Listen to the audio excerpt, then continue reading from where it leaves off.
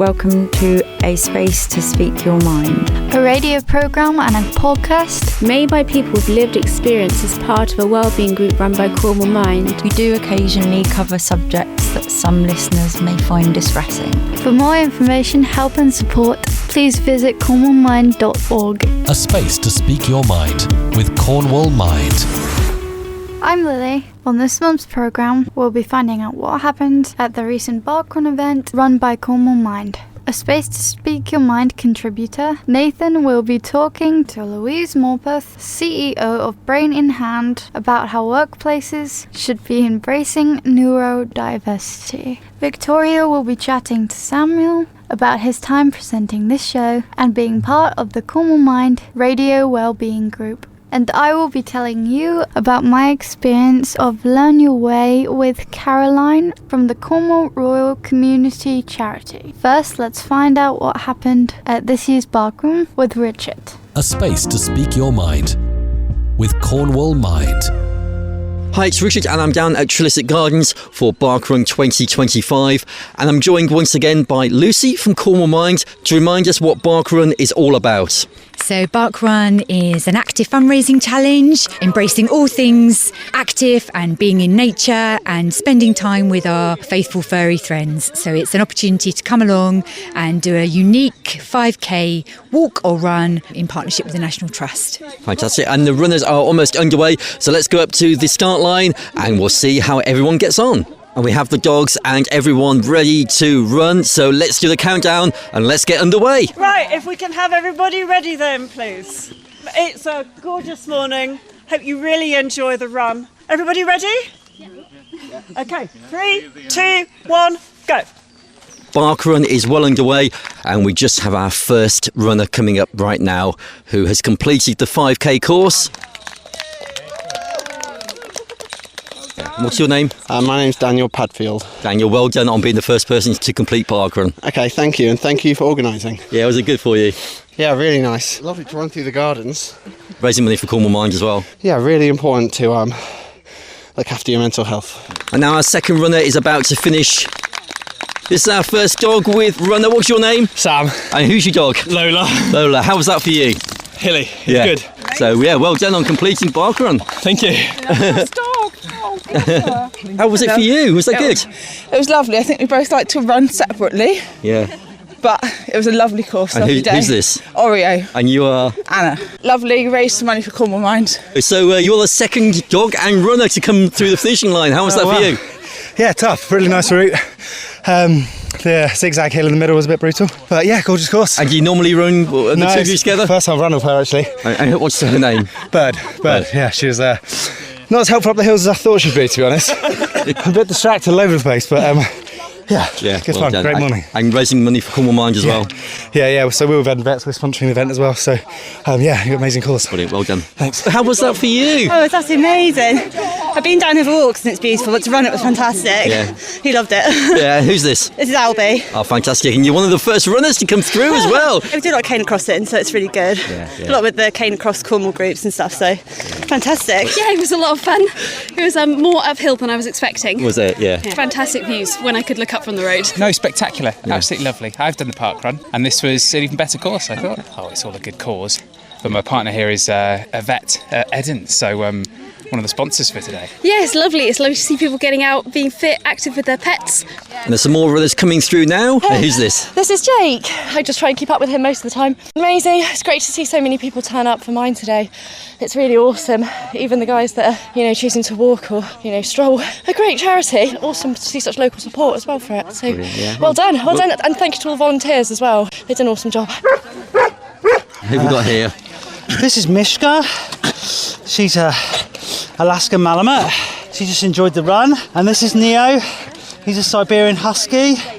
And he enjoyed it as well. I see you with the Canicross Cornwall.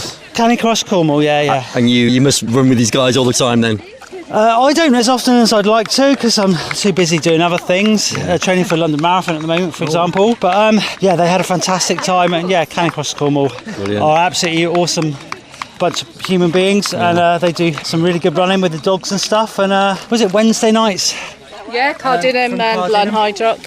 Run from the Land Hydrock as well. They're absolutely awesome. Yeah. And lots of you guys out today and supporting Cornwall Mind as well. Yeah, absolutely. I actually work for a mental health charity, so I completely understand what work you guys are doing, raising a few funds and making people aware of mental health issues. So it's fantastic. Thank you very much. It was really good, really fun. It's nice to do it with the dogs as well. They kept us going, I think. And like everybody was laughing and smiling. It was really good fun. My brother runs marathons, and Mind is his charity of choice. So today he is running Tokyo Marathon, and I thought I'll run 5k instead of 26 miles. But you've probably got the better view. 100%. I'm Susan, this is my daughter Maya and my son Samuel. Supporting Cornwall Mind. I work for Harland and we sponsored you today, and I really enjoyed the day out. It's been an absolutely lovely day, lovely place. Just had a really good time. Well, thank you for supporting us and thank you for doing the Barkrun. And I'm joined with Caroline. So Caroline, how was that for you? Yes, it was a huge challenge for me, as I've not been well all year, but it was something that I really wanted to do, having done the wellbeing course with Mind, and which was really helpful to me, made a big difference. So it was something that I felt very passionate about taking part in. So a wonderful location, beautiful weather, which really helped, and having my little four-legged friend here. This is Rosie, my little Jack Russell, so she's nearly 13, so it was a lot for her, and my husband Derek here to support me as well. So the three of us, we were last, but we made it. No, there's no such thing as last. All the money goes to Cornwall Mind and everyone out here supporting, so it's just a fantastic day. Yes, yeah, absolutely. So we've raised, I think we raised £170, didn't we? So forget to thank all the people who organised it and put this on, because it does take a lot of work in the background. And it'd be lovely to support the next one when it happens. So I'm with Luke from the Doghouse, and an amazing day. So many dogs, so many runners, and brilliant for your support as well. I'm a really big supporter of Mind because dogs are great for your mental health. With my business, dog grooming, they help me every day. It cheers me up. And so to merge all the two, exercise, a nice day, dogs, it's great. So yeah, I'm happy to help and support. Yeah, and a great route. I mean, we've got a fantastic day, and just speaking to some of the people coming through now, they've really enjoyed it. I think it's just been an amazing event, and just great that you guys are on board. We're happy, and it seems to have got bigger since previous years as well. So hopefully we'll continue to do it and get more and more people doing it. And you've got your dog here as well? Yeah, this is Otto Boy, who's currently rolling in Foxpoo probably. So maybe next year he's going to participate in it. My name's Zoe Dodd, and I'm marketing manager for Harland Accountants, and this is my son Felix Dodd, who's 6. Oh, and you've just done Barkrun. How was that? It was good. It was a little bit tougher than we thought it would be. We did some training beforehand, but I think they added a little bit on at the end. But no, it was fun. It was really exciting to see a never seen before route. And tell me about your involvement and your support for the charity and for Barkrun. Well, Cornwall Mind is Harland Accountants Charity of the Year, and we've had a great time supporting them with various different fundraising things. There's the team of us here that have taken part in the race today, and then one of our other staff members, she did a skydive a couple of months ago, so that was amazing. And then I think we've got other things planned coming up in the future, but it's such an amazing charity to help out, and the things they do across Cornwall is just fantastic, so we're really proud to be backing them. We've sort of had this on the calendar, we've been training towards it, and we were keeping an eye on the weather, because thank goodness it wasn't last Sunday when it was that horrible storm.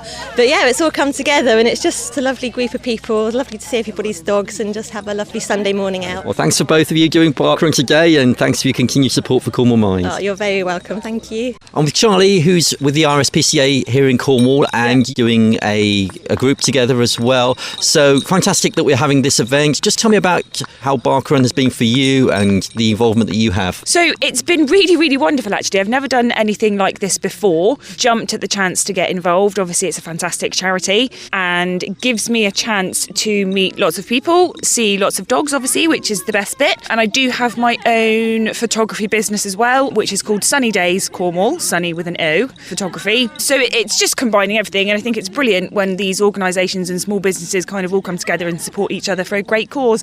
It's a fab day out. The weather is fantastic, although a little bit frosty and cold. Yeah, it's been really, really brilliant. I think the benefits and the many reasons that people are here today is really fantastic. And I mean, people are exhausted from running the track, but every every single person I've seen has had a massive smile on their face.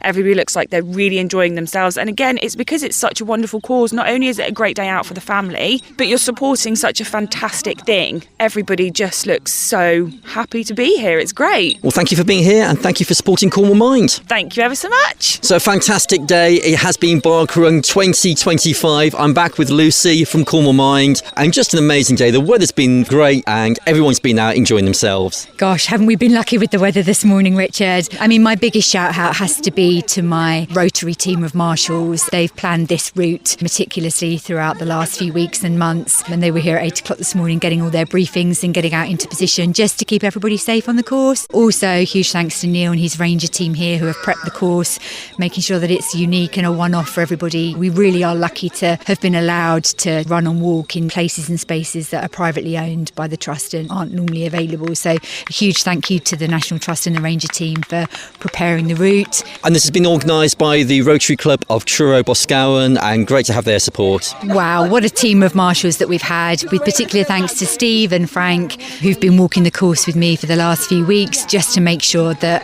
it's as safe and as marshalled as it possibly can be. Their diligence and their hard work for this just means that we can actually offer this as an event. We wouldn't be able to do it without them. So thank you so much to each and every marshal from the Rotary Club of Truro Boscawen who've turned up early this morning on a Sunday to help us on the course. Thanks, Lucy, and I'm here with Frank from the Rotary Club of Truro Boscawen. So, how do you think today's been? Exhausting. You enjoyed it, though? Yeah, it was very good. And, I mean, I think we had about 20 marshals from our club who've turned out, and I think they've all enjoyed it, actually, so that's good. A slightly different route this time. Oh, well, it was great fun putting the route together. It's a real one-off, and with the absolutely invaluable help of Neil, the ranger from the National Trust, we've managed to put together a route that's complex, but I think everybody's enjoyed it. It was a real cross-country run, a bit more than it was an easy stroll on the woodland walk.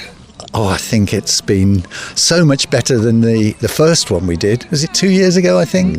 This one, with the National Trust being so supportive, it's meant that we can go in places that people wouldn't normally go, which is great. So, Lucy, a really successful day. Wow, so many incredible dogs. Haven't we just been blessed today with just the most wonderful waggy tails? It's been just a joy and a privilege to see everybody outside exercising bright and early, raising awareness of mental health, supporting the wonderful vital work that we provide here at Cornwall Mind. And it's just been a real partnership effort with all our sponsors. So many thanks. And to everybody that registered, nearly 150 people have turned up today to walk and run, and yeah, it's really humbling, but a wonderful way to raise awareness and vital funds for what we do. And if people missed out on the event, they can go to the Cornwall Mind website now and see all the photos. And a special thank you to our photographer. Yeah, so we've had 2 volunteer photographers. Thank you to them, Mike Freeman and Charlie Baker, who have both given up their time to come and pap your pooches this morning. All our photos will be available on our Facebook page and on the Barkrun event, so head to the Cornwall Mind Facebook page to see all the photos, which are free to download, and we can't wait to see them all. A space to speak your mind with Cornwall Mind.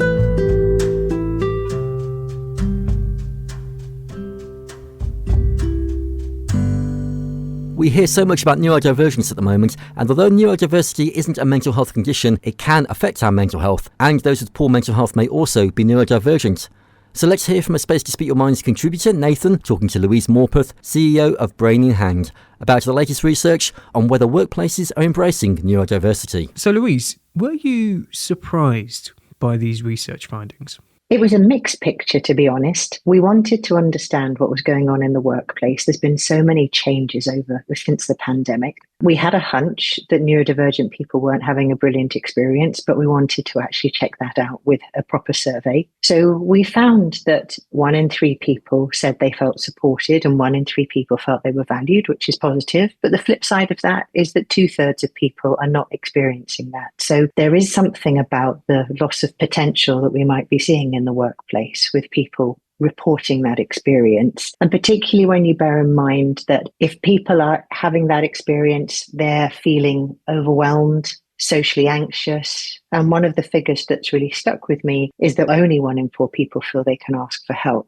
So we did the research to try and get that sense of what's going on. And yeah, some quite disappointing findings in there, to be honest. So from the perspective of an employer, what impact may this have on their workforce and their neurodivergent employees? Are we talking about sort of a loss in productivity, efficiency? Yeah, I think there's several things. And first of all, these issues can translate into mental health issues. So again, the study found that around 1 in 4 people reported feeling regularly exhausted. And that's not just feeling a bit tired, but that's feeling so wiped out that you can't do your work. There is the loss of productivity. So if you're not properly supported at work, you're probably just not on your A game. And we know that neurodivergent people have considerable potential. In fact, there's even research that shows that if you've got a workforce that includes neurodivergent people, productivity can increase by up to 30%. So there is that lost potential. In this day and age, it feels like awareness around neurodiversity has increased massively, thankfully. And a lot of people are aware of the sort of the challenges that neurodivergent individuals face, especially when in the workplace as well. And obviously we've got great sort of diversity, equality and inclusion programs in many of our great big employers here in the UK. Despite this increased awareness and this sort of focus on providing a sort of equitable opportunity for individuals, why do you think that these challenges persist? Why do we still have these issues that have been highlighted in this research? I think there's several reasons for why employers are still perhaps struggling.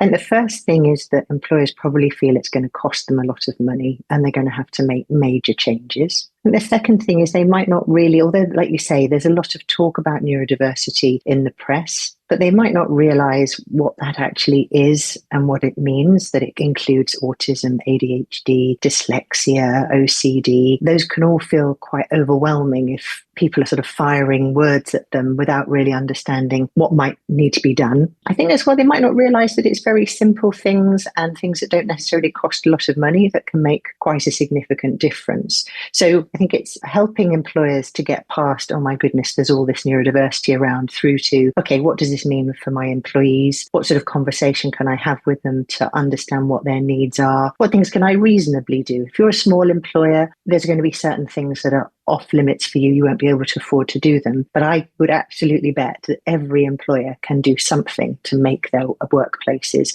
more neuro-inclusive. And of course, at the moment, we're sort of marking 5 years since the pandemic started, and that obviously included this great shift to remote working, which then kind of changed into hybrid working policies with a lot of people working from home.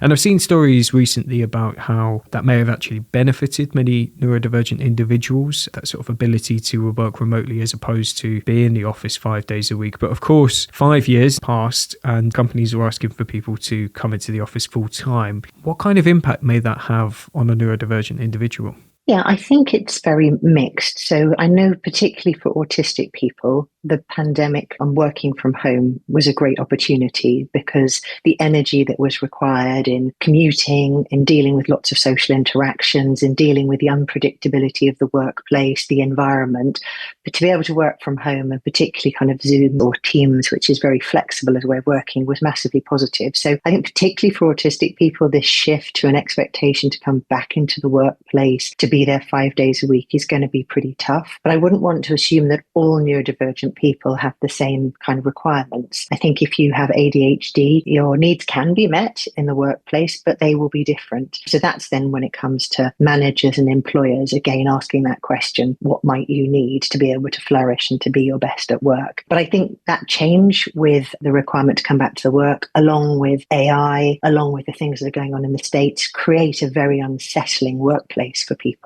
Speaking to directly neurodivergent listeners that we may have of the show, what should they do if they are facing this call back to the office? Do they go and have a conversation with their boss? Is that the best course of action? I think every employee will know what type of organisation they're in and whether they feel safe actually saying, look, I am neurodivergent or I'm recently diagnosed. These things would help me work better. If they do feel that the employer is going to be open to listening, then I think it is perfectly reasonable to make that justification, that you worry that your productivity might drop off, that you might not be as beneficial for the team as you were before. But I think it's going to be a really tricky one to navigate, and it's where we need to be trying to encourage employers to have an open mind as to how they get the best out of their employees. Of course, and you sort of touched on mental health a moment ago. I would imagine even just the thought of having this conversation with a boss will stir up a lot of anxiety, and the thought of, I guess, going into the office 5 days a week and being surrounded by colleagues,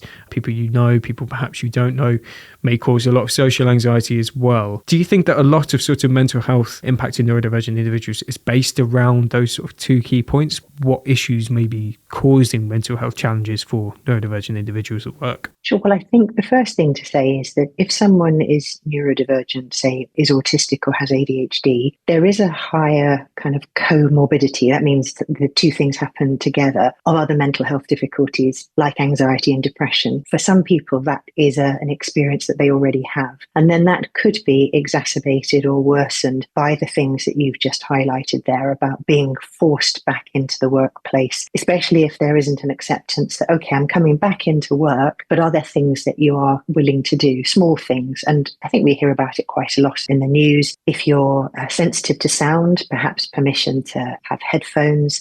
If you've got sensitivity to light, that there can be some accommodation around the lighting, sensitivity to smell, so being aware about, where do people eat their lunch at their desks? Can that be changed? So yes, encourage people back into the workplace, but then think, well, are there things we can do to make that workplace less overwhelming and less likely to cause anxiety, and for people to seriously consider changing jobs? I mean, we know that for an employer, the cost of someone moving on and having to recruit and bring someone new in is really high. So I think people want to retain their neurodivergent employees, and there's a risk that if they don't make these changes, they will lose them. So, Brain in Hand, I imagine this is an invaluable tool for neurodivergent individuals and helping them navigate these conversations and these issues. But for the listeners that may be unaware of what it is that you guys do, could you just sort of explain what it is that Brain in Hand is and how it may help? So if the other changes in the workplace haven't been sufficient, something like Brain in Hand can help. So we are a coaching platform. We are here to try and help people realize their potential. We're very kind of strengths-based and future-looking. And we combine human support, so real human beings doing coaching, with a really nice app to help people in between their coaching sessions to apply what they're learning in their sessions, as well as being supported 24/7 by a response service. So we're trying to help people in the workplace develop strategies to realise their potential and be their best selves. And how does it work then? Is this something which neurodivergent people sort of download onto their smartphones? Is it a resource in which their employers grant to them and provide for them? So there is a cost for it because it's a service that's provided sort of 24/7, access to coaching, etc. What we find is that in some cases, employers are willing to cover the cost. In other cases, people can apply to the Department for Work and Pensions under the Access to Work scheme, and that can sometimes fully fund or partially fund Brain in Hand. And there are other funding routes. So if people go to our website at braininhand.co.uk, there's all sorts of information there about funding. And that's not just for Brain in Hand, but for other supports in the workplace. And if I could be a bit blunt here, how can using Brain in Hand and granting that to the neurodivergent employees, how can that help them? I come from a research background, so I always want to be seeing the evidence and the numbers. And we've done work looking at if someone is using Brain in Hand in work, what's the actual outcome for the employer? And that can be increased retention, so reducing the likelihood that your member of staff is going to leave, and increasing what we call presenteeism, which is people being productive and not having time off sick. So if you want to be really crude and boil it down to the bottom line, you can say an investment in Brain in Hand can actually generate you an economic return because you keep your employees productive and in work. And before I let you go, I'd just like to touch on something which is very much in the public sphere at the moment, in the zeitgeist. We're all talking about big moves to perhaps roll back some DEI initiatives, changing the ways in which businesses look at diversity and inclusion policies and sort of act upon them. This is going to be causing a lot of stress for neurodivergent individuals and individuals obviously across the UK workforce as well. In your opinion, do you think that this is a time of great concern and worry, or are you optimistic about the future? is obviously unsettling, but I do think that actually neurodiversity has never really been captured under any sort of DEI innovation. It tends to focus on gender and ethnicity. So any changes, I think, are unlikely to have a detrimental effect on neurodivergent employees. And there's also good protection in law. We have the Equalities Act, which means that you can't discriminate on the basis of certain characteristics, including disability, which neurodiversity can fall under. So I hope if employers focus on the productivity benefits and the positives of keeping neurodivergent people in work, there can't be this sort of distraction from this noise that's coming out about DEI. And if you had one thing that you would like to see the UK government do, is obviously we've got the employers bill at the moment and obviously having these great conversations at the very top. What is it that you would like them to do and what would you like to see? I mean, I think at a very practical level, the Access to Work programme, the funding to enable people to get some additional support in work is hugely beneficial. And it feels a bit counter to the government's current narrative about wanting to get Britain working, increase productivity, get people into work, to then consider rolling back on that. So I would encourage them to really look at that. Perhaps they need to assess whether it is giving good value for money. I think that would be a positive thing to do. I don't know if it's ever been rigorously evaluated, but it would feel very short-sighted to abandon access to work, given what we're trying to do as a country to become more productive. And finally, then, is there anything this research revealed anything to you which you feel like is particularly important to address? Well, one of the factors that we were a bit surprised by was the disparity in earnings, that you're more likely to earn under 30,000 and highly unlikely to earn over 100,000. And we want to dig into that because that might be the case for everybody. But it does highlight that with only 1 in 3 autistic people being in work in the first place, we know there's a big barrier to entry into work. And then we know that the traditional and conventional ways of enabling people to progress through an organisation tend to favour people who are neurotypical. And so the one thing I would urge people to consider is their approaches to recruitment and promotion, just to see whether there are minor changes they can make there that will make that process more inclusive. And again, it doesn't need to cost any money. It's just looking at ways of working. Well, Louise, thank you so much for speaking to me today. It's been a real pleasure and it's great to learn more about the work that you're doing and hear about this great research as well. Thank you so much for your time. Thank you so much. A space to speak your mind with Cornwall Mind. And it's Richard back in the studio, and I'm joined by Lili and also by Caroline, who is from the Cornwall Rural Community Charity. So firstly, Caroline, can you just explain what the Cornwall Rural Community Charity is? Yeah, well, I work for a provision. It's we've got 2 parts. There's Learn Your Way and Work Your Way. So it's for 18 to 24-year-olds with an educational healthcare plan. They can come to the provision. They start off with Learn Your Way, so that's a couple of years of kind of learning life skills. Can move on to the Work Your Way programme, which is a 2-year programme, starts off with work experience, and then they move on to a sort of a broader base of more specific work experience for the 2nd year. And Lili, you're part of the radio group here. We've been listening to Nathan there talking to Louise, and they were talking about neurodivergence and about how difficult it is for neurodivergent people in the workplace, and sometimes how employers, they don't really get neurodivergent people. What's your experience from how you found things? Because you do some volunteer work, don't you? Outside of Penhaligon House, just Learn Your Way. I don't work. I would like to work, but it's trouble finding help. So I volunteer at a toddler group.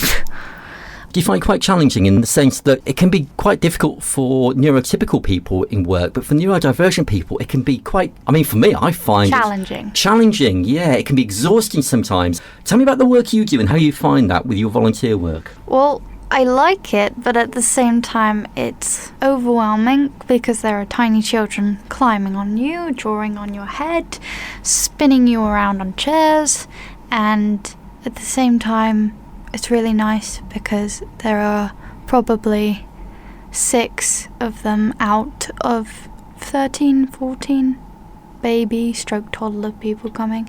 And there's this one little blonde girl who loves to sit on my lap. And she loves when we sing The Wheels on the Bus. And she likes to read fairy stories. So for me, she's a sense of calm because all she does is sleep and stare, and it's just brilliant. It's nice to have that, isn't it? So I can imagine being around a lot of children, that can be quite difficult in the sense that you've got... Overwhelmingly challenging. I know I said challenging, but it's overwhelmingly challenging. So how do you cope with that then? I honestly have no idea. But if I had to come up with one, it would be just... You can get calm anywhere, but my one is in the break time, like to listen to the music, and I like to see the joy on their faces when they take my phone and I put Bluey on for them, who I think is a cartoon character, and he's a dog, and he has this guy called Bingo, is a dog, and he's a character who has autism, so she sits there in the corner listening to Bluey while I sit there watching and listening to music. Do you watch the Bluey at all? Because I think it's really good that there's now cartoon characters and other characters that we can relate to. Well, I never heard of it. I just got taught it one day. I walked in the room, and then she came up and said, I want to watch Bluey, I want to watch Bluey. And I sat there and went, huh? To a 4-year-old. And then she said, it's a cartoon character. He's got autism, and he has his best friend named Bingo, and he talks to birds, and every other animal in the cartoon thinks he's stupid. He's just talking to birds to calm himself and distract him from the classroom activities because he's in school. I think that's really great to have a character that you can see and you can share the same experiences that they're having and understand it as well. Caroline, how do you think it is for people that are going into the workplace, and from your perspective, do you think it is really difficult for neurodivergent people, and do you think workplaces accommodate enough? I do think it's really difficult to find placements for students. We every year have several students that we have to try and find spaces for, and we'll phone around different employers, and sometimes you just get cut off straight away at the phone call. They don't give you a chance to explain. We tend to go out, we do one-to-one with the students, so we're out there supporting them. So for a workplace, we're just there helping out. It's easier for them. They don't have to provide a member of staff to support our students. They can just explain a task to us, and then we can get on with it with the student. But it is really, really difficult. When you do find those employers that are willing to take a student, it's just great. They're the best places, are the ones who really want us in there, and they understand the needs of the learners, and they provide all the help for the students, and it's just really good. And listening there to Louise talking to Nathan about the fact that a neurodivergent population brings so much more into a workplace, and it's almost as if once you've got people who think differently, who can bring different skills in, then it just creates a much more vibrant place. And as they were explaining there, if you're training somebody up, you want to have the best people, so why not have people of all abilities? That's it, you need a variety of people in your workplace, and I think I'm not sure the exact percentage, but it's something like 20% of the workforce, but it's a large percentage, so why not have learners coming in who are neurodivergent as well, so that you've got people and customers just all working together. And Lily, what would you like to do when it comes to work? What kind of things would you really like to be able to do? Do you mean like instead of volunteering? If I had the right guidance and people who'd be willing to work with me. I've always wanted to write music, but before I wrote music, I've always wanted to do the ones with sharks, but that sort of stuff, career-wise, it's dangerous, you have to have experience, but also it's not in this country, you have to do it in like America, Africa and all that. And it's like, I can't go there and just do one thing. So it used to be sharks, and it still will always be sharks, but I do have a love for songwriting. So one day at Learn Your Way, when I was bored and I was doing stuff, but I couldn't concentrate, so I went in the back room with the beanbags and I just sat there on my laptop and I wrote a song, and then I brought it out to this lady who also is another ESA, Educational Learning Support Assistant, and then she said it was actually a very good song, even though I was just doodling and coming up with some words, and I try to keep going with that.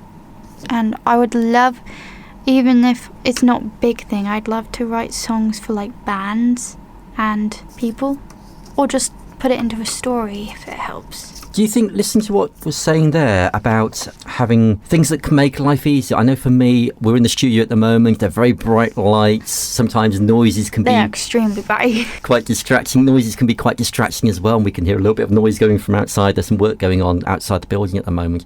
Do you find those difficult when you're in situations, or the things that you think if you were going to a workplace you'd say to them, and would you say to them, would you say, oh, actually, there's things that I would find a little bit easier? I mean, I would say, but I find it sounds a bit ridiculous. I find it harder to say because one, it's finding the right words. Two, it's trying to come out of your shell if you're not in the first place a talkative person.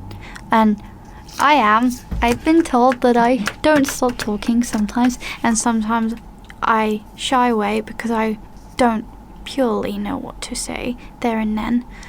But I would say if it made me very uncomfortable, I would tell them, but it would take a long time to get the right words and the patience to say it if someone is actually willing to listen, because some people might not even listen if they don't understand what you're talking about in the first place. I think our classroom is quite a good sort of example. Every learner is treated as an individual. We've got a sensory room set up there, so if any learners need a bit of peace and quiet and a calming space, they can go in there. We don't expect learners to sit in the classroom all day. They can wander around freely if they want to. They can sort of bob in and out. They can go in the sensory room. They can go out for a walk around the block with an ESA if they just need to take that little bit of time. So, Caroline, do you think things are changing for the better? And do you think workplaces are being more receptive now to neurodivergent people or people with special educational needs or people that just are different from the neurotypical? I think it was difficult after COVID because employers, again, some people were working from home and they were bringing employers back into the office or back into shops, cafes, restaurants.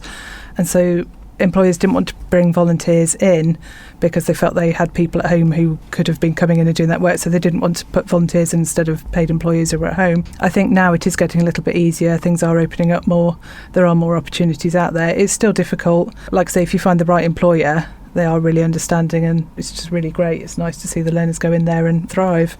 So thank you to Caroline and to Lili for chatting with me today and responding to Louise and Nathan on the topic of neurodivergence in the workplace. It's time to hear from Samuel about his experience of the Cornwall Mind Radio Wellbeing group that produces this show with Victoria. A space to speak your mind with Cornwall Mind. So I'm here with Samuel from the Radio and Podcast group. So you've been part of the group for the last 8 weeks. What got you into it? I was recommended by Yep Project, and they forwarded it to me and they gave me the opportunity, so I picked up on it and now I'm doing this. What have you learned? Ultimately just verbal skills, talking to people I've known before and being able to speak on the air as I am now.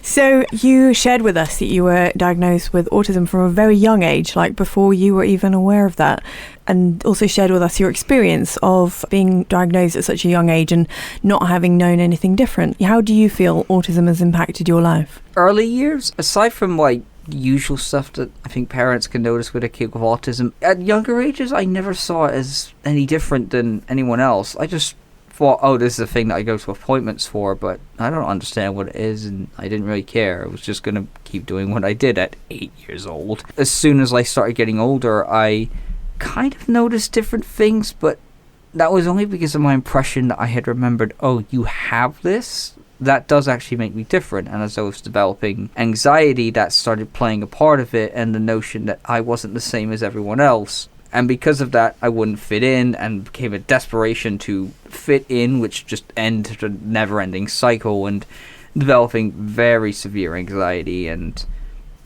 social anxiety and just general fear of talking to a lot of people because I didn't know what they were thinking, and my mind's always impression was, whatever they're thinking, it's not good because I'm not normal. And it stayed for quite a while, and the last 4 years I've massively improved on it, but there was a giant portion of my life where I was sort of lambasted with the notion that nothing I could do was going to help the fact that I don't work the same as anyone else does, And that became my overall goal, to try and figure out, okay, well, how do I fit in? How do I stay the same as everyone else? What can I do that will fit in, make people understand and, I guess, like me?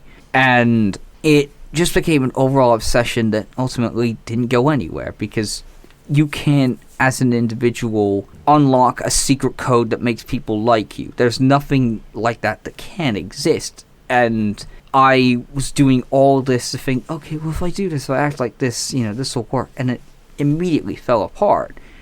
And it was only recently I just went, just be who you are, which is where I am now, where it's hard to describe because I don't like describing myself, ironically enough. But that's the best way I could describe how that in the early years it affected me.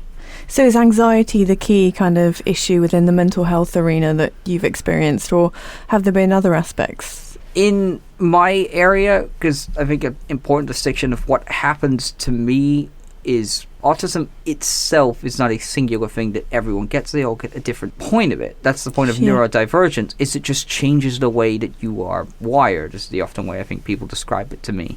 You have some people who get higher functioning, as I described it. I think other people do. Like me, I had the luck of getting higher functioning, where anxiety caused such a bad time for me, a lot better than I could have gotten than people who have gotten a lot worse than me. But just how different autism can be from person to person. Some are able to gain good hyperfixations I think people use on subjects. Others I've seen have been rendered completely nonverbal. They won't talk to anyone, they're completely shut in, and they're very terrified. As for stuff that affected me, although I only really counted social anxiety, that may have just been the only thing I was focusing on.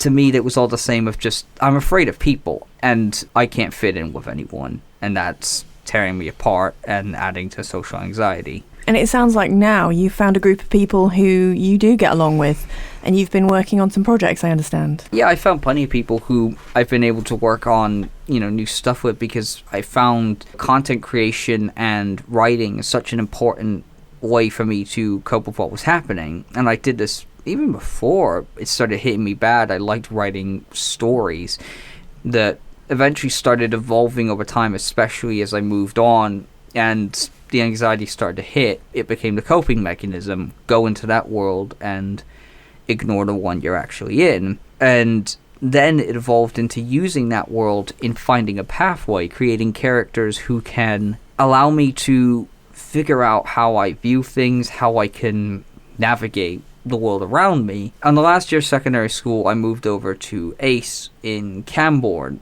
and that got me fully into actually trying to write something.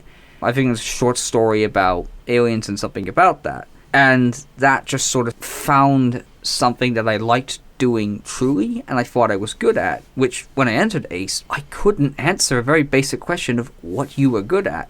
That caused such a problem for me at the time, and I exited knowing what I could be good at and what I wanted to dedicate a good portion of my life to doing. So I went to Truro College, spent 3 years there, ended up with 2 distinctions in that matter. Going from failing grades in where I was previously to the highest mark that you can get on a subject that I didn't even know I was truly interested in. I was capable of doing this. It's just the environment that you can be in that can just heavily affect your capability and potential. And that was even with me not truly believing that I could do this, but I ended up being able to achieve it. And now I spend a lot of time thinking, what's the next project? What can I work on? Even if no one will ever see it, it's just for fun. So I have worked with a group of people who are planning a project that I'm not doing for 4 years because we thought it'd be funny to announce something that we're not working on for ages, instead of writing ideas down that we'll all forget. So what was it about that environment that really allowed you to blossom? I think just the overall positive attitude. I met a lot of people who could be very patient, very adapting with how I was, and sort of surprised me in that, surprisingly enough, the false world and the false narrative that everyone that I met was secretly thinking about me and none of it was positive. Surprisingly enough, when I actually talked to people, that wasn't true. That never was. It was just paranoia that created it.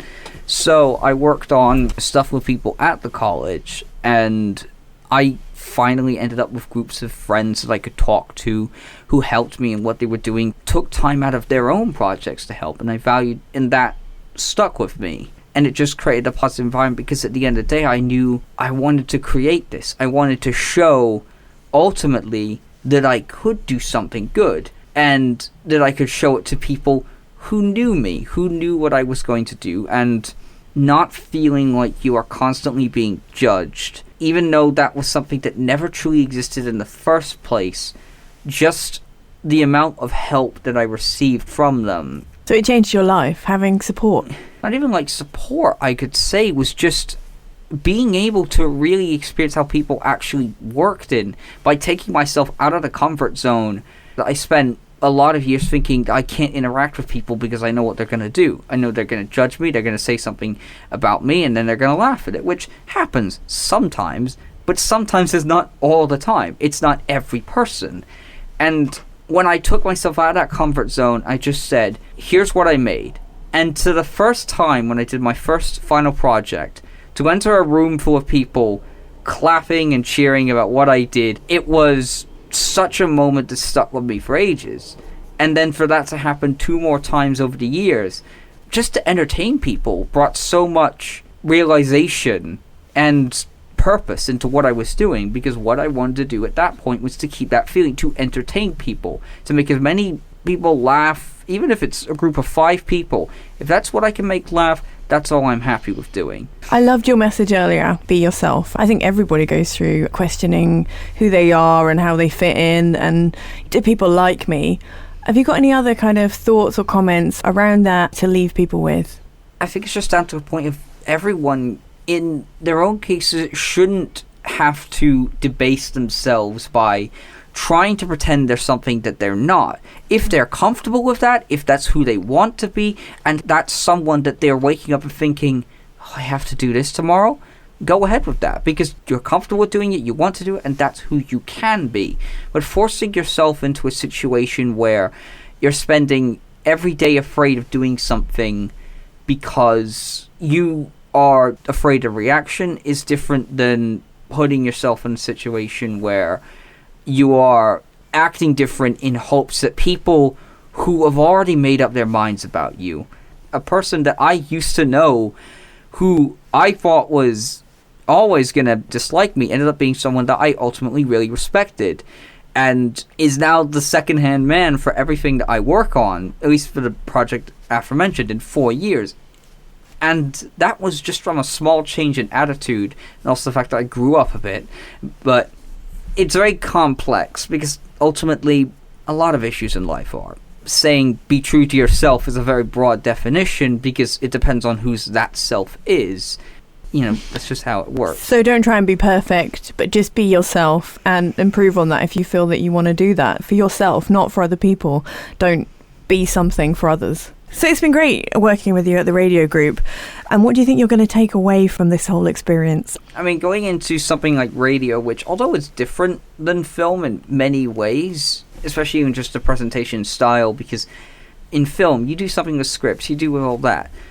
Then having to work on just talk live about random things and figure out where to go from there, it's a big difference going into it, and I knew that. And yet, I think, and have heard from other people, that I have done really well at something that I had no idea that I was good at, which is just a constant. I think in order to find a relaxation, a peace away from something, is just to pick up something that will make you happy. You don't have to be good at it, you don't have to be excellent at it, but if you can go to bed and think, I made myself happy and I created something that I can look back on, even if it's to laugh at and say this was terrible, which I can say for a lot of my old works, you know, there's no shame in doing something like that. Well, thank you so much for joining us, and I can definitely say you have grown so much during this experience, and to do this interview today is amazing. Thank you so much for sharing your experiences with us. A space to speak your mind with Cornwall Mind. This is Richard. I'm back with Lili and Caroline. So that was Sam talking with Victoria. Really interesting what Sam had to say there, Lili. Was there anything that resonated with you from Sam's experience? He's talking about like at school and how he felt a little bit different. Is that something you related to a little bit? Quite a lot, actually. Before secondary school, college, and Learn Your Way, when I was little, I'm not the quiet, shy girl now, but I would deliberately push everybody away, and I would go in the quiet dining room, I'd go in the back of the classroom, and I'd just sit, and I'd be a little creepy.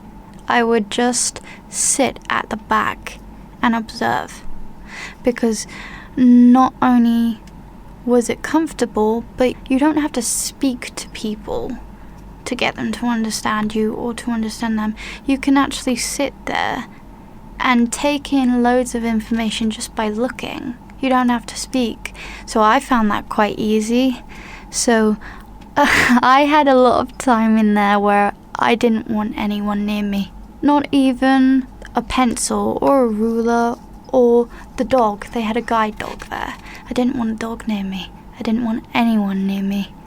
So I deliberately pushed myself everywhere away from them, so I could not only learn from a distance, but I could pick up on things. So if one day I was ready to come back out of that room, I'd know what to say, how to make friends, and I would know what to say, do, how to even act sometimes, because I looked at everybody one week and I couldn't see them. Physically couldn't see them, and I couldn't write, I couldn't read, which is stupid, sounds stupid, because you go to school to learn, but I couldn't read because all the letters looked jumbled and I couldn't see anything. So I just sat in that room, had no friends, and I observed, and I found solace, and I found it comfy in the quiet, which now that I've grown up, I still am quiet, mostly at home when I'm around my doggies, because they represent a sense of calm for me. Stroking them licking my face, running about. So yes, I can relate. So what do you think changed for you? Because Sam was talking there about feeling that people were judging him and being that sort of different kind of person, maybe not fitting in with the group. So he didn't maybe want to put himself out there and be social. I felt exactly like that. But I can understand there's a difference between putting yourself out there and wanting to fit in at the same time. And it's another thing, as he said, he had autism, and now in this day and age you can pick up by someone's behaviour that they are different. You can pick up by the way they act, by their body language, by the way they do things differently to someone else who does it correctly. So some people might look at someone and say, oh, that guy's got Down syndrome, because you can see it. It's common. It's one that's talked about all the time. You can physically see it. Whereas autism, you can't see it, but you know it's there. And there are symptoms and ways of behaving that kind of make you think, okay, there's something that guy's got going on, but you think he's fine when he's not fine, but he is in the same time. And I get from you, you're very intuitive and you can see that in people. Do you think that's because of your own experience that you can see it in others? Or do you think it's a case of you're just more heightened to see it and you can empathise with those people and feel how they are and maybe change how you are to them? Well, I think it's a bit of both, because I grown up with one of my friends and she had ADHD, and it wasn't till I was 5 that I understood she didn't want friends, but one year she met me and then she was like, oh, we have something in common, and we instantly clicked. So I understood that she was different and she didn't fit in, but she didn't want friends because she said I was the only person that got her out of her shell. She would do this thing where she would run around. She'd sit on a table at lunchtime and look at the students and ask, hey, can I be your friend? And they deliberately run off. And it left her alone. And that was another thing that amazed me, because she actually walked up there, whereas I would just sit there and I would do nothing. And that makes me sound like a rubbish friend, but that is how I coped. I think it's difficult, isn't it? Because if we have social anxiety or any kind of anxiety, to put ourselves in a situation where we get out the zone, and there is that fear, as Sam was saying, about he felt that people might not like him. And he talked about his friend. He's got a really good friend now, who's someone that maybe in the past he didn't talk to or didn't associate with, but suddenly, because like you were saying there, have maybe got a shared interest or put yourself out there, you find the right people that can relate to you. Yeah, a lot of time you can, but sometimes it's a leap of faith. Other times you might sit there and think, I can't do any of this. I'm looking at everybody else who's beautiful, powerful and great at something, while you're sat there thinking, I can't be as good as them. But actually, because you are different, you might excel at something more than they can, because you don't think the same way. You're not made to act like them. And Sam was saying there about the big lesson he's learned is be yourself. You know, it doesn't matter what other people think or how other people are. You be yourself, you be the genuine person, and we've all got skills that others don't have. So if we just are true to what we believe and go ahead, is that the way that you see yourself? I didn't, but I do now. One of my friends saw it before when she got way out of her comfort zone. She marched up to the desk and she actually said, "Can I sit here, please?" And then they actually said no, and they walked straight away from her. So I went up and I sat with her because we had been friends that week, and we were trying to find a shared common interest in one another, what made us like each other. So I sat there, and we were friends already, but we were getting to know each other even more, to the point where we found out we both had epilepsy. We both struggled mentally and physically because we couldn't walk properly. We couldn't walk distances without sitting down in a wheelchair. We couldn't sit there for 5 minutes because it would correct our posture. And we would just sit there and we would just talk. And she wouldn't remember it even if she heard me today. But we called ourselves a superhero name that she had invented in a comic book because she liked superheroes. It was her way of escaping. We called ourselves the Power Girls. And when sports day came one year, we did a wheelchair race and we both came second and we beat each other. And we were proud of what we did because, again, we weren't like everybody else. I think that's so good that you can recognise the fact that you do have that superpower. And I think this is the thing for neurodivergent people. They're creative, we're creative, we can do so many amazing things. And I think, Caroline, it's really about, for your role, finding that and enhancing that and allowing people to see that that's something that they need to be proud of. That's it. Everybody that comes to us, they're all individuals. They've all got their own thing, and it's us trying to basically find or help them to find that thing themselves. And then once they've found it, they can absolutely excel. We just try lots of different things, and we have these lovely posters in our common room that each of the learners made that have things that they like and they enjoy doing. It could be colours, it might be pop bands, it might be an activity they enjoy doing, and they're around the common room so that when the other learners are in the common room, they can have a look at the posters and go, oh yeah, I like cricket, or I like that pop band, and then it gives them a common interest to chat to somebody else with as well.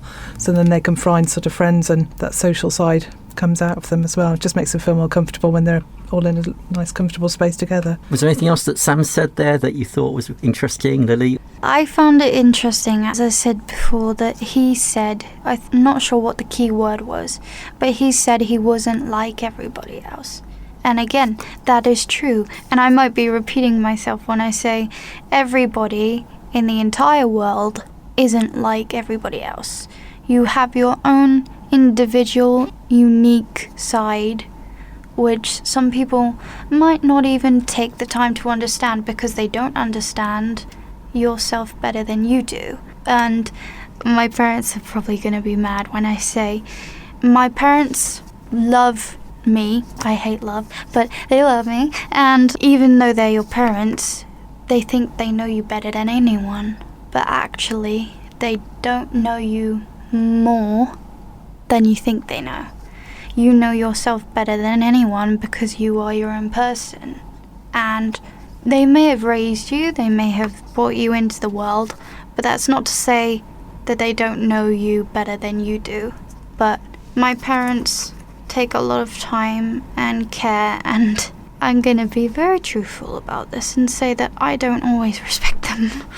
I am cheeky towards them, but that's me being stubborn. That's how I cope. And half the time when I'm cheeky towards them and when I'm scared and when I raise my voice, it is purely because I don't understand how to not only explain, but how to make them understand that I don't like the way I am. I do now, and sometimes I still don't, but I don't like the way I am, but they love the way I am. And that's why I say I don't like love, and I really don't, but I love them for that, because they love me unconditionally, no matter what I do, where I go. If I doubt myself every day, they're gonna pick me up. That's so nice to hear. It is so difficult, isn't it, just growing up anyway, but then to have differences to maybe some of your friends. It's really hard to communicate, isn't it, with parents? And parents find it hard to communicate with children, and we're all just in this big mess together trying to work things out. And it's really, really difficult. And I think that's amazing that you're honest about that, and the fact that you are working it out, and even for you to, in your own mind, work out who you are and be able to communicate that. I think that's amazing. Thank you again, Lili and Caroline, for joining us. Thank you. A space to speak your mind with Cornwall Mind. I'm Lili, and that's all for today's programme. If you missed anything on today's show, you can download the podcast right now on Apple, Spotify and Amazon Podcasts. Don't forget to like and subscribe to hear the new episode when it comes out, or listen back to any of our previous programmes. For support and more information for better mental health, visit cornwallmind.org or call the Mind Helpline during office hours on 0300 123 3393. Or call the NHS helpline at 111 and then press 2. This gives you another way to get urgent help if you're struggling with your mental health. And you can call the Samaritans anytime for free on 116123. If you'd like to be part of the show, you can get in contact. Email us spacetospeakyourmind@gmail.com. And you can find out more about the show if you follow Cornwall Mind on Facebook or Instagram, or on their website, cornwallmind.org. A space to speak your mind with Cornwall Mind.